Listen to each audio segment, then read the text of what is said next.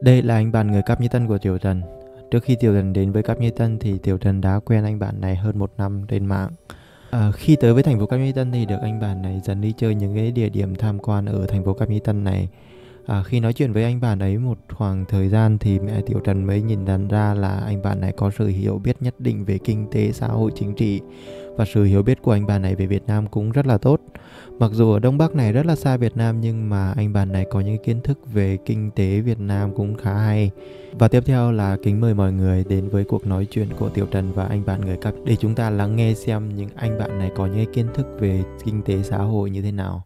都怎么说的？对越南的改革，反正是赞扬的居多吧，因为都觉得就是政府机构太冗余不好，稍微减一减，人数少一少，特别是好像说你们县一级的公安局好像被废除了是吧？对，县级就废除了。对，说好像说这是个好事嘛。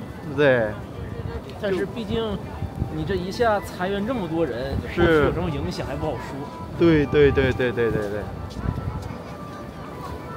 就那说明在中国最近还是挺关注越南的哦，是吧？反正都是社会主义国家嘛，而且就是东南亚也算是以后世界发展的一个重要的地方嘛。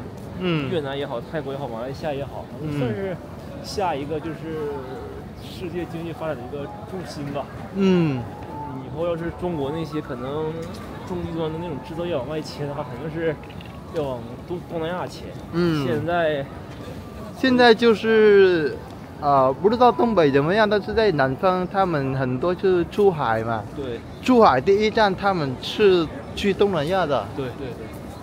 他是因为他对旅游对象不熟，而且在东南亚有很多中国人嘛，本来已经有很多华侨了嘛。对对。所以他们过去的话，那更方便一些。对对。就不然呢，你在欧洲没有啥认识的人，对吧？然后再过去也没什么那个。对，一个是土地成本、人力成本不是太贵。对对对对。而且现在这个中美贸易战，有些可能要规避制裁，也要就是往东南亚那个切。是是，也因为东南亚离中国很近。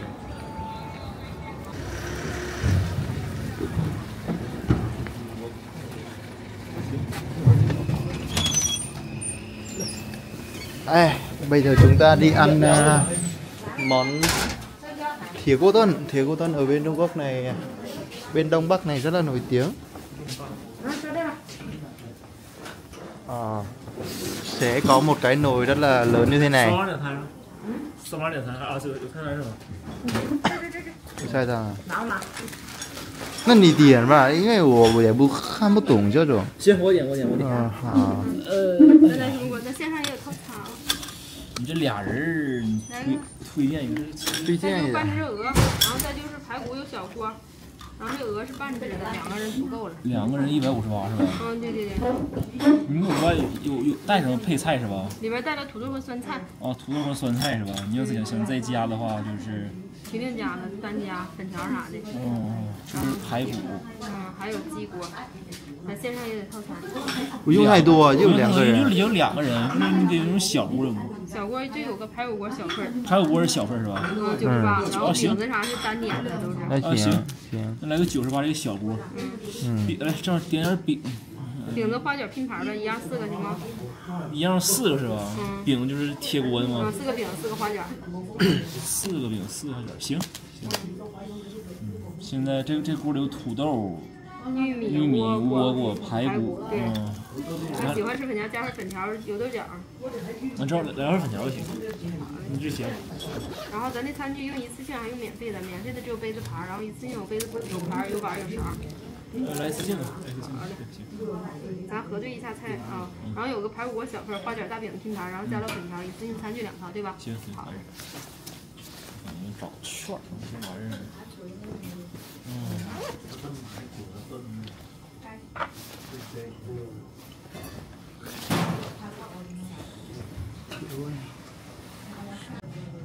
Ở Trung Quốc thì mỗi nơi sẽ có một cái phong cách ăn uống khác nhau. Ở vùng Đông Bắc này thì cái khẩu vị của họ thiên về mặn hơn một chút xíu, bởi vì ở đây lạnh mà, thế nên ăn mặn nó sẽ giúp mình giữ ấm cơ thể hơn. tới đây thì mình bắt đầu thấy cái bát này rất là mang phong cách thời xưa này, có chủ tịch ông Mao Trạch Đông này, cái bát rất là thời chiến nhỉ. Món ăn thìa cô Tuân đã tới rồi. Đây là một món ăn rất đặc trưng của vùng Đông Bắc. Và nếu mọi người đến vùng Đông Bắc này thì nên ăn nhé, bởi vì cái này là con ngan, các con ngỗng nhỉ, không phải con ngan.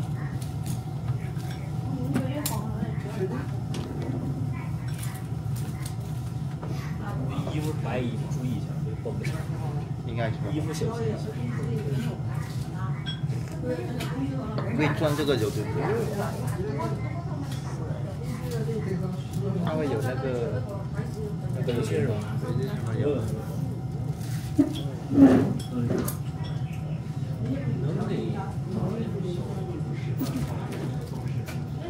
我就是看出来你们东北都比较喜欢那些黑色啊、灰色啊，就很难被脏嘛。对，这种很容易被脏。对，这个。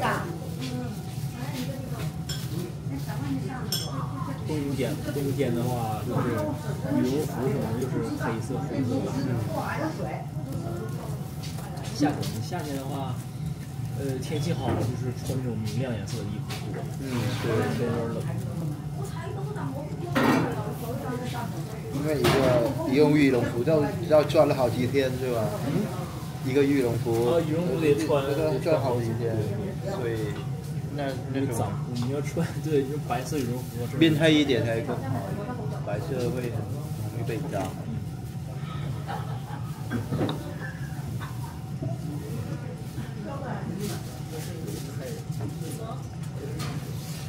好像有一个以色列的前总理和家人的墓在那个哈尔滨。哦，前总理啊？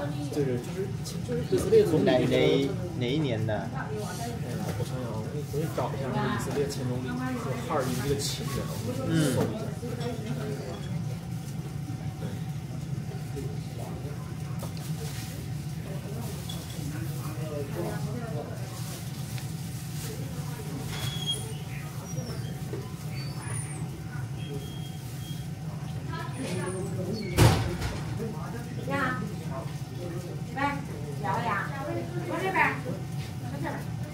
是吧？好像我现在北京、上海去过。北京、上海去过。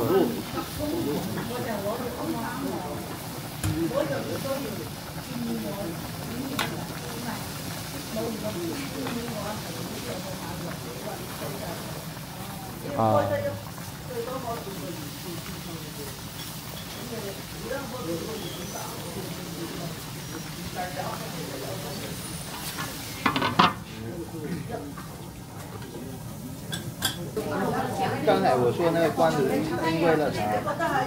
我想到时候如果还是长期在这边的话，我搞一些越南的产品到这边销售一下，看销售。行，就是真的就是越南这种东亚的产品，真的我觉得其实挺好的。你像东南亚的，比如说榴莲，你在这对榴莲，榴莲很好。反正是热带的那些水果，在这边还是很受欢迎。关键是那个物流怎么样？反正解决这个物流的问题，因为太远了嘛，所以物流还是大问题的。其实，哎呀，你要是这边的话，做对外贸易的话，基本就是对俄和对韩的。对，因为离他们近嘛。近。就是说东南亚的话，你要不就是从云南入境，要不从广西入境。对。就是越南和黑龙江还有点距离。虽然产品受欢迎嘛，但是你这些成本的物流这些考虑进去。但是以前也有这边的客户找我姐买那个罐子，就那个黄瓜那个，那肯定难卖。就那些罐子，大多数我那个我姐那个工厂都是卖到俄罗斯去。对，大多数都是韩国和俄罗斯，但这边的黑龙江还是有一些。燕子，就是燕窝嘛，因为我现在只看一个燕子的图片，就是燕窝嘛。对呀、啊，燕窝真是燕窝是补品啊！看到了，燕窝这是吃燕窝吗？啊，应该差不多，应该是燕窝。看那个越南那个字，大概发音应该是叫燕窝。有名，燕窝是个补品，挺有名的。这个在中国可能销售，这个大多都是出口到中国。行，所以我就想看一下，到时候如果能长期在这边的话，我看一下这边有没有能搞的。私营企业都去中央和我们总书记开个会。哦。完了，其中有一家公司叫飞鹤乳业，就是这么个样子。飞鹤乳业就是做奶制品的。奶制品的，就是也去那个座谈会，因为所以中央就是粮食嘛，粮食这些还是很重视。但是你说其他，你说像那些什么杭州啊、上海这些大城市那种好的私营企业，比不上，没人比不上，比不上。对。好，反正这2年黑龙江的旅游搞得还是挺好。对。你要是能把旅游这个黑龙江好好搞一搞的话，也可以了。粮食，你说也，这个统一定价，说靠着粮食挣钱也不太可能。对，肯定不可能。靠粮食挣钱怎么行？但这边的工业现在怎么样了？工业就是有，就是哈尔滨有一些央企，比如说那个什么编辑厂啊，什么也有，但是毕竟是国家托底的嘛，所以想要挣那种大钱，可能也不是。就是说，东北这边有企业，但是企业都是在国家手下的。对，国家那种国企多。对，国企。好的私企的话，东北这边真是没有。对。我都搞笑。你像杭州真的，杭州这个不停给这宣传嘛。杭州那种企业经营的那种活动就好。最开始那个阿里巴巴就是在杭州起步的。对。然后最近比较火的叫 DeepSeek 对吧 ？DeepSeek 人工智能也是在杭州起步。杭州那个英山黄金期。咱们葱花香菜有吃口吗？你能吃葱花香菜？什么味？葱花什么口味？你能吃吗？你要我就尝一尝吧。因为加少吃点。哎呀，行。好的胖，而且这边也确实是那个很难能留住年轻人。给就是这些企业给的待遇吧，确实不如那种南方或者北上广好。就有一点我也了解过，就这边肯定有企业，但是这是国营企业。国营企业多。对，国营企业多，所以你们那边的，比如说，对，香菜多。香菜，这个没问题。这样。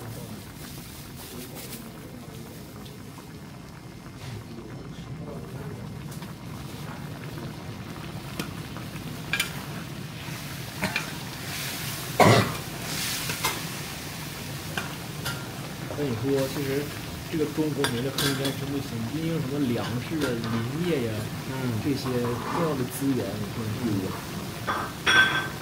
那肯定粮食很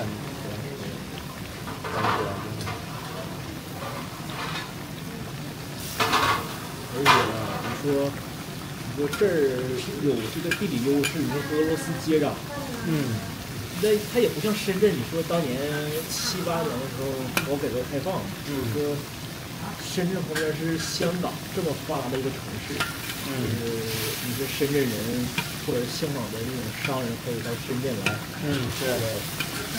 把深圳给带起来。那你说俄罗斯接壤那个城市，像是什么海参崴、弗拉迪沃斯克，不是什么那种好的城市。你说想好，谢谢。你说想和俄罗斯这边有什么好的那种大发展也不行，况且我给你加点就是说这边会少了什么？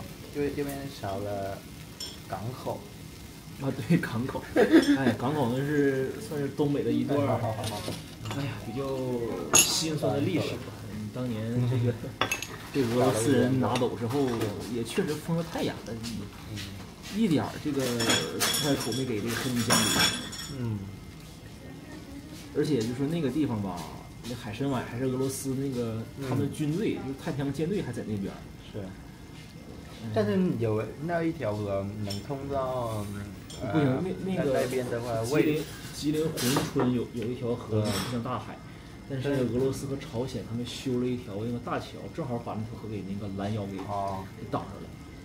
挡上了你，所以说大船过不来，你中型船也过不来，有桥，中型船也不行。但是那条河够大吗？那一条河能够大吗？那条河就是在珲春那条河很窄，你什么船也什么进不来。对。但是好在这2年这个俄罗斯和乌克兰打仗的话，这个俄罗斯市场也算是对中国开放一些了。包括海参崴未来怎么这个利润发展，可能我觉得俄罗斯应该也能松口啊。毕竟你现在还受那个西方制裁。rất ngon em mọi người. 好吃。再拿种筷子。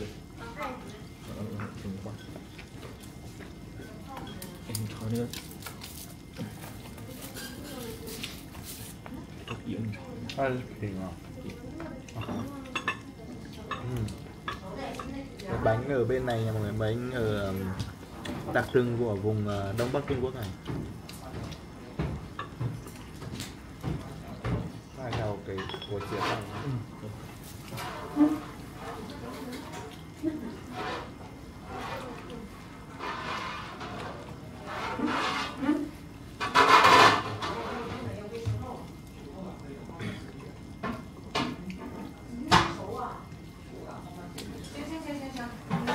Sau来你还在打算在这里找工作吗？如果不能读研的话。先找吧，先在这边找吧。这边找。毕竟其实就是一个本科学历的话，要想在外面找一些特别好的企业还是有些难度。而且你在中间这边父母也在这边，照顾父母也容易一些。还是孝顺哈。孝顺的。或者就是比如说可能你工作几年了，你考个什么雅思，你去什么国外再留1年也可以。所以现在的那个大学生也想清楚了，这个学历可能未必是你的刚需，但是你的工作一定要找。所以这2年考研的人数都在下降，都去考那个公务员了。公务员可能挣的虽然不是很多吧，但是起码稳定。起码稳定，而且后来国家退休金很高。对，退休对。所以说之前。以前吧，前几天我在深圳，跟那个师傅说，但是那个司机的，他是以前是国营企业的，然后他现在的退休金有达到了1万。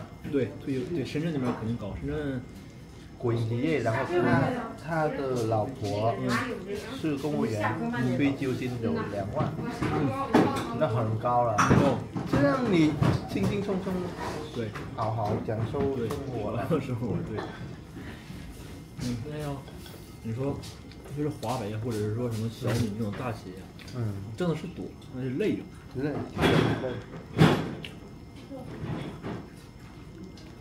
我认识那些东北人啊，并且就是在哈尔滨的那个人，他到越南去，都好几年都没回来，好多人，都这样的。我跟他说这个夏天回不回来，然后讲了在东北见个面，他说没说不一定，如果夏天来的话，那告诉你这样子。就那时候我在胡志明认识嘛，他开了一家东北的烧烤，写上是中越友谊烧烤，因为他老婆越南人了。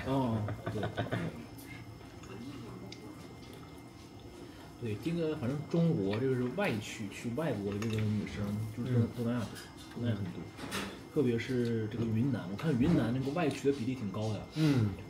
就是娶那些东南亚、老挝呀、越南多。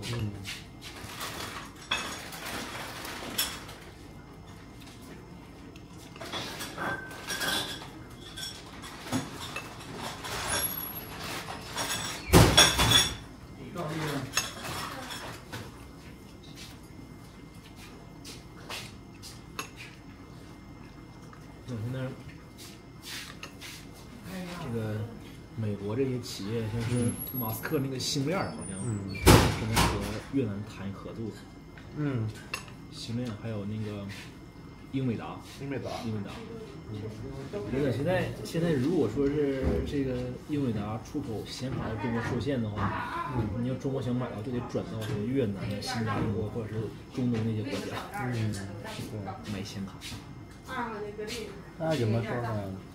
越南它现在有个优势就是中美战争的经济上，所以越南人拿握了那个机会，但是也得有挑战。为什么呢？上面就是。前天我也跟那个人说，现在很多中国的工厂搬到越南去，但是他们不是真的在越南生产，他只是把中国的那些配件，然后到越南去组装。这样的话就不符合美国的那个要求嘛。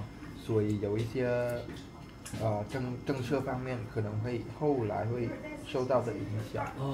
对，就是以前相当于中国相当于是把越南当成一个规避的一个地方。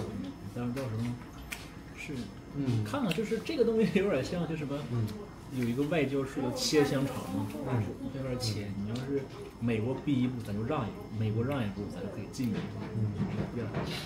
但是后来如果这样的话，越南也要就是控制这个问题，就不能是不仅是你们到我们越南组装起来，单单组装的话呢，我们只是赚一点加工费，这样对我们国家来说，那利益也不是很大。对，而且这个包括现在也是，就想说，中国这个产能往外就是兜出这些产品。有人也说，如果是中国产品太便宜的话，可能到最后就变成所有国家都跟中国打贸易。确实，中国商品确实非常便宜。是啊。你要是冲击国外制造业的话，可能到后来是所有国家都被迫，他就是不想给你中国加关税的话，也得加。就是看看，就是说，就是如果说中国可能真正的就是想从越南从人开始建工厂，开发土地、建厂房、招募工人，这些所有事情都在越南做的话，可能就很好一些。是，这一点嘛，我那个学姐，我们都是在大理美妆认识的。她现在在一家公司，她那公司做那个药品，就得是这样的，就把中国的工厂到越南去，然后简单的组装。这样子，他就问我因为我得做关于一些中越的那些跨境电商，对，跨境电商和外贸嘛，所以他问我这个行业，就是这个行业会不会有什么特殊的要求？因为也不能是简简单单做生意没那么简单。对，所以他又问我说。确实有这种情况，因为主要是看美国的要求，他比如说，税要是打个比方我不知道是具体多少，但是比如说这个产品50%在本国生产，那这个已经符合了免关税的这个政策。如果不符合的那是打税。对，打关税。对。你这样就是美国就是严防死守，以前中国就是把那些他们的东西往墨西哥那边，越南那边就是。对。现在美国也聪明说你们这就是在逃避这个制裁。对，现在墨西哥也遇到这种问题，跟越南一样。它相当于一个中转站嘛。对。因为澳门的这个行，可能越南要是有自己，要能乘着这股东风，你说中国和美国都想争取越南的话，越南自己趁这个机会发展一下自己本国的企业，也是个好的时机。我记得越南是有家电动车公司也挺有名，叫啥呢？叫V什么的 ？FPT 吗？好像也是，就是在美国也有上市。有上市啊，那是VinFast 吧？哦，对，这个 VinFast 是它是汽车嘛？对，是汽车，但是它的公布是60%还是具体多少我也不知道，但是他说是好像比50%还高，就在越南生长。但是我就认为我也不清楚，但是我认为那些在越南生长的那些东西也不是在越南人的手下。哦，所以我就认为就那个汽车虽然是越南的品牌，但是从技术来看，和从那些零配件来看呢，也不是越南人制造的。肯定有一部分是越南人制造，但是越南人还是没拿到那个技术，但是慢慢来嘛，肯定是这，比如说中国以前也没有制造到那个汽车的，然后跟德国合作这样的，越南得要有一段时间，是吧？核心技术肯定没那么快掌握。对。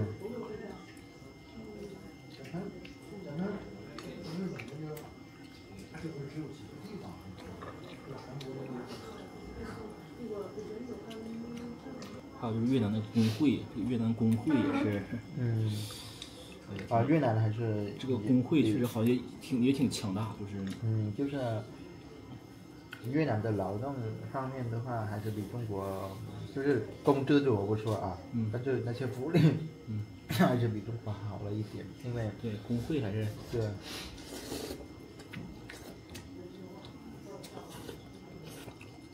有点工会还是好一点，这个劳工待遇是，要不然的话，这工会太弱的话，你这个工人的这个权益也是受损。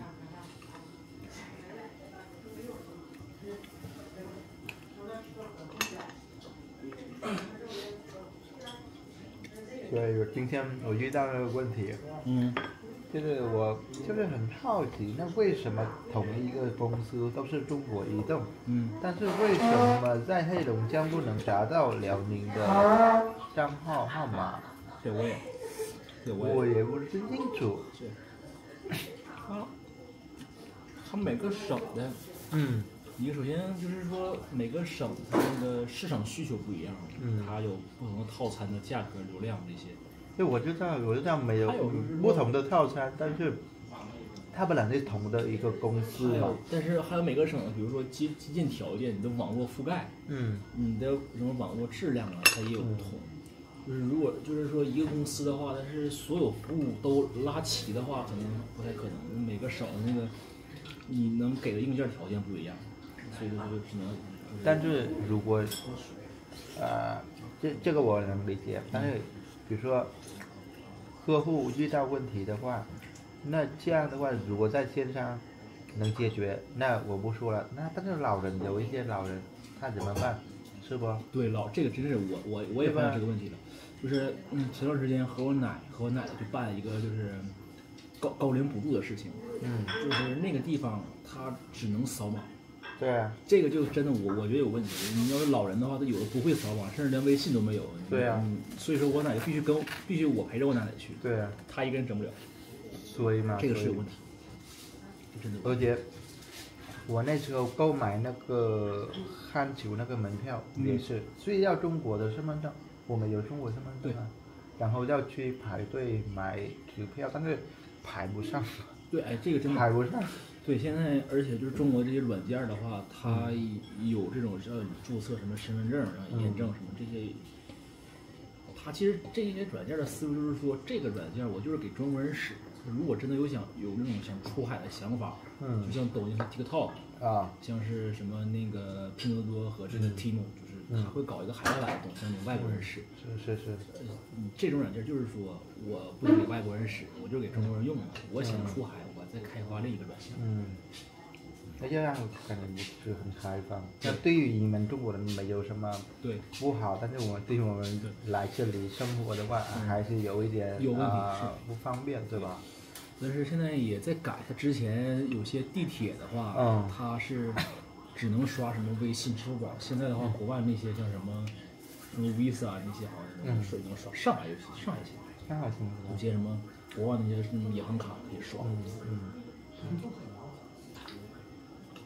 特别，而且我也认为说，哎呀，这个有一些就是中国它有这个防火墙，它就是说你国外那些软件，它中国自成一套，自成一个体系，你外国人来中国的话就不太方便。投 VPN 它还是小事儿，就是那些配套服务的话，外国人可能用不了。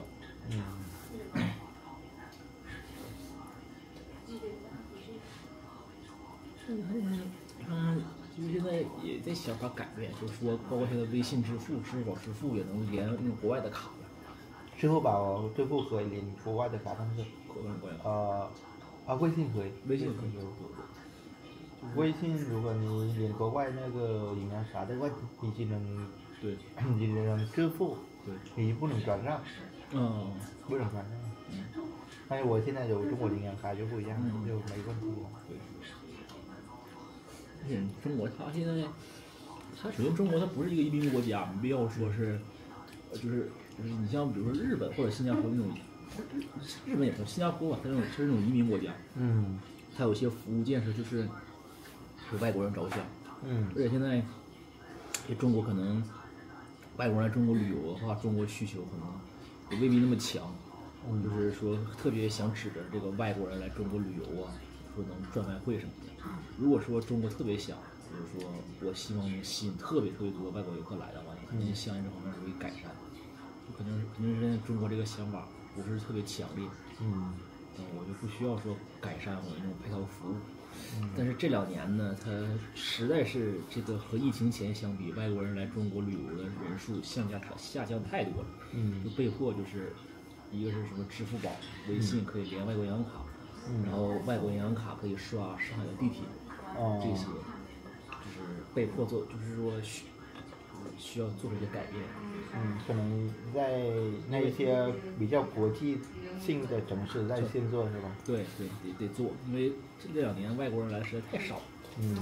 但总的来说的话，就是外国人旅游挣的那些钱，还有说也不是很想吸引外国人来这边定居。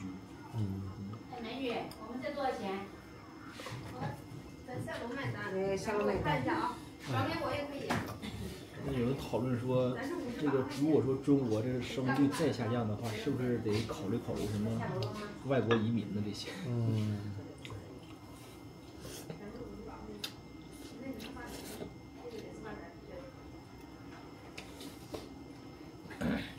也不算移民，就但是跟我一样啊，来这边学习，就是来这边参加工作什么的。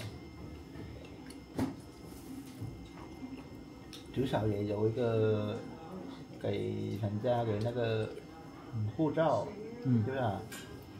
就像买那个看球那个门票，对，他有，我知道在这边有刷脸啊什么等东西，但是他至少也有人工的那些东西，是吧？对。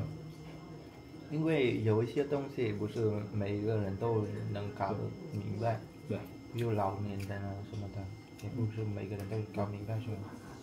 他就是发展，就是还是顾大头，就是说他想，比如说技术在进步，但是技术进步的话，你被牺牲的那些人，老年人或者外国人，他可能顾不到。就像前2天我在上海遇到那个老外，就是欧美的嘛，拿了很大的一张纸，在看的我干啥呢？都是上海的地铁的那个地图，那么大的，我就我用英文跟他说，你就是还用这个追上地铁吗？他说是，那先下载这个软件吧，就高德软件吧。对，下载不明白。对，他不明白，然后我就帮他下载。他下载了之后，他不知道他会不会弄，但是能下载了，已经能下载了。对，就是这个有些软件就是带壁垒的，不像说什么 Google Map 或者 YouTube 那些，就是说全球软件。慢走啊，慢走。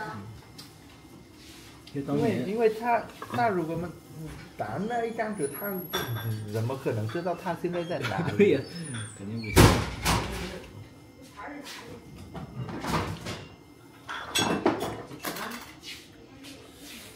就是这个防火墙，其实当年建嘛，有人就想，原因之一就是说对中国这个互联网企业的一个保护。你要不建防火墙的话，肯定有很多中国那种起步的东西挡住外国这个冲击。你现在要拆墙的话，别说政府愿不愿意，那些企业肯定就不愿意。你像如果说谷歌进来的话，百度的话真的，百度搜索真的我说太差了。你要谷歌进来的话，百度搜索真的不胜啥。还有就是微信，你要说微信如果单讲聊天功能的话，它是不如我菜。你要我觉得这个防火墙一开，有些企业业务受影响。就是有两个方面的，就是都有好又有坏。那你可能不一样的，你们那些企业，因为一开始可能也不是怎么好，但是慢慢会来。但是如果你一开始不好的话，别的就国外的企业进来，那你基本上也活不下去。对。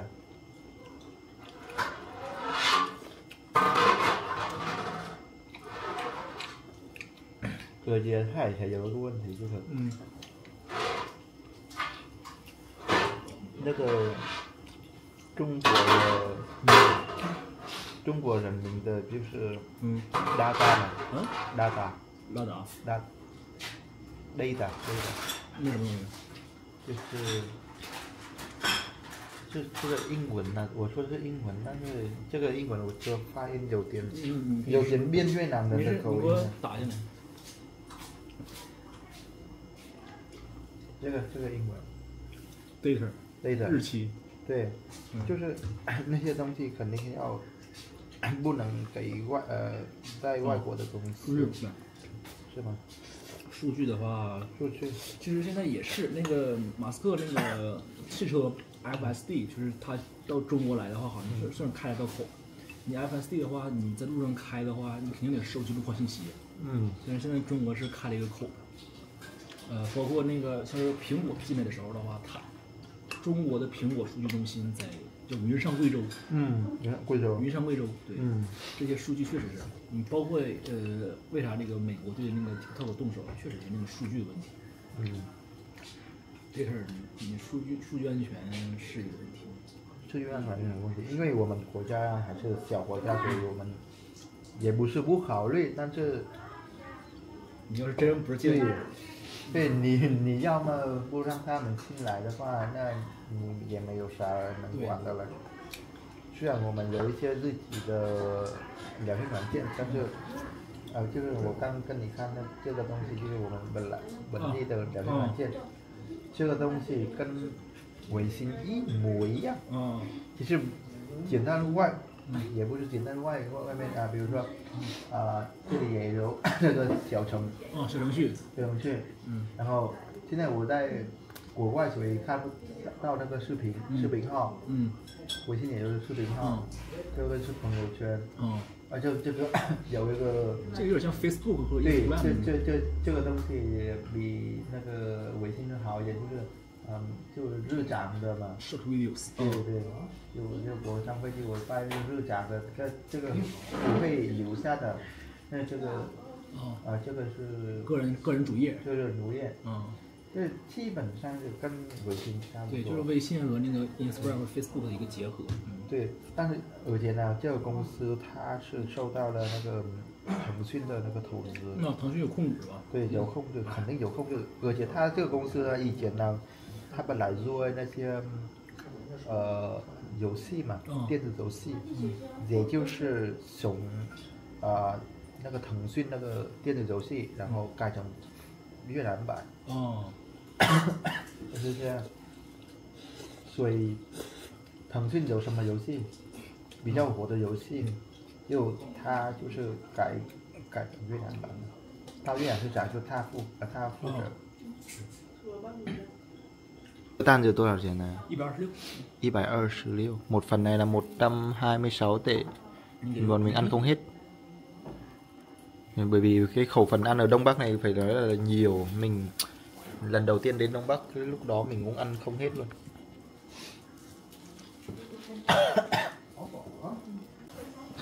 Ở trong tiệm ăn thì tự dưng gặp chị người Việt Nam lấy chồng Sơn Đông mà vẫn đang ở Sài Gòn. Ấy. tự dưng mình đang nói chuyện bằng tiếng Việt, thế nên là chị ấy nhận ra, rồi ông chồng chị ấy lại hỏi có phải là người Việt không. Tự dưng gặp đồng hương ở cái vùng Đông Bắc này cũng là một sự rất là có duyên.